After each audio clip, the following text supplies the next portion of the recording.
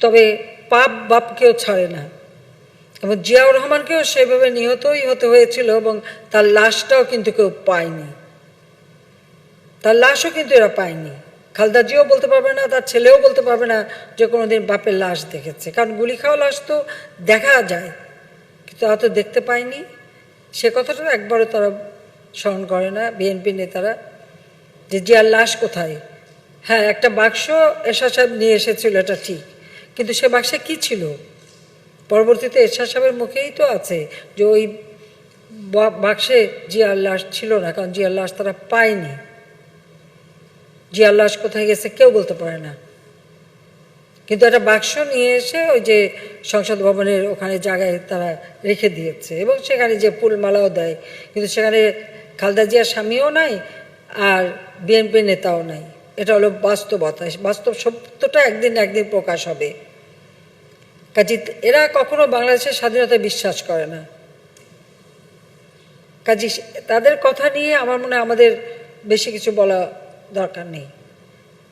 আজকে পদ্মা সেতু নিয়ে তারা কথা তুলেছে, তারা দুর্নীতির অভিযোগ এনেছিল ওয়ার্ল্ড ব্যাংক। খালেদা জিয়ার আমলে সিদ্ধিরগঞ্জ পাওয়ার প্ল্যান্টে দুর্নীতির দায়ে ওয়ার্ল্ড ব্যাংক কিন্তু অর্থ বন্ধ করে দিয়েছিল।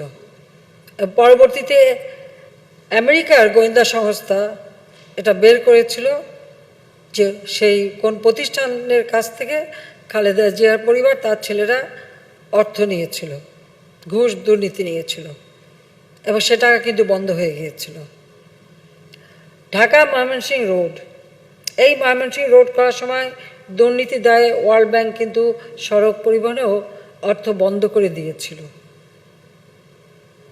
কাজেই তাদের চরিত্রটাই তো এই,